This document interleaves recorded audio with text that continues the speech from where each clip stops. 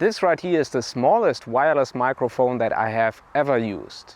The transmitter is tiny and only weighs 17 grams, while the receiver is noticeably larger, weighing 29 grams. While most comparable 2.4 GHz microphone systems can only be mounted one way, the U6's compact size has another advantage. The obvious way is to use the clip to attach the transmitter to a shirt or jacket.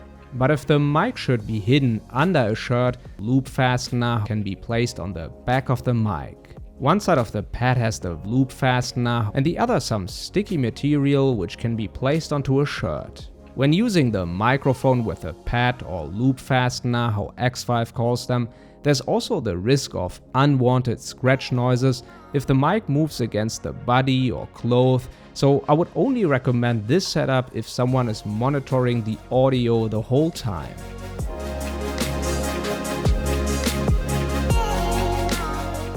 Controlling and setting up this system is rather easy and limited. Both units have a power button on the left side.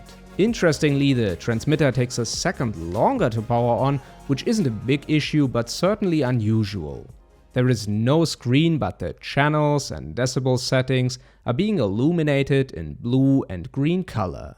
Channels can be switched by short pressing the on-off button. The receiver also has a dedicated decibel button that can switch between -20, -10 and 0 decibels. There is no specific mute option, but if the audio shouldn't be transmitted, it's possible to simply switch to a different channel with either the receiver or the transmitter. Of course, this only works when using a limited number of microphones. The major limitation of not having a proper screen is not knowing the battery status.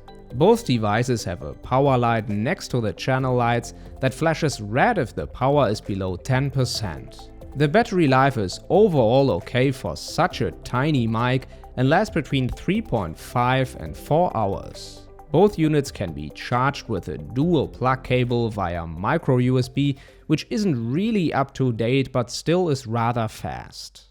My main concern with transmitter microphones is usually the noise and his performance, because let's face it, most of these are rather inexpensive, so not high quality, high-end microphones, and this one performs rather well at 0 decibels.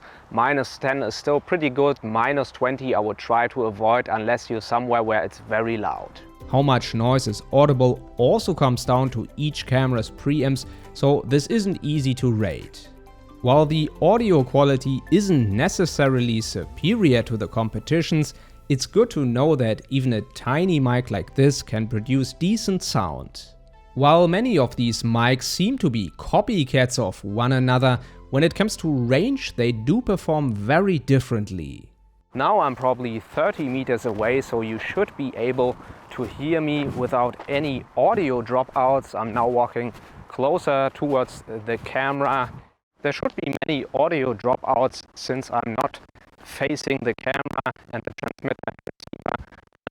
Xvive doesn't even try to market the U6 as having a far reach, with only about 30 meters in a clear line of sight, which is something to keep in mind. This really is meant as an on-camera mic replacement for content creators that are usually not far from the camera anyway. Or of course for recording interviews with a talent also being in close range of the camera.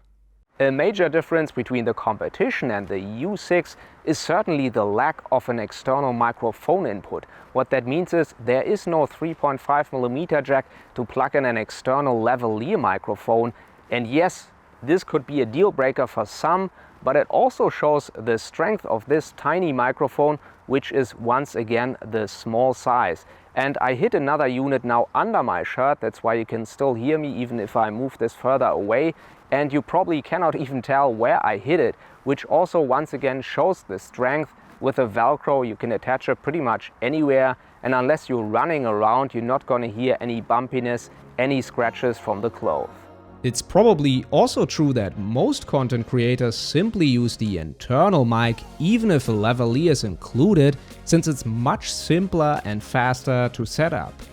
The construction and housing of both units is made from plastic and is exactly as one would expect. The rubberized buttons are responsive, make a little clicking sound when pressing them, and didn't get stuck so far, which isn't always the case with these types of microphones. There are certainly a few things that could be improved in a future version, such as having small info screens, USB-C charging instead of micro USB, and also internal recording, which is always good to have as a backup in case of audio dropouts or complete loss of signal.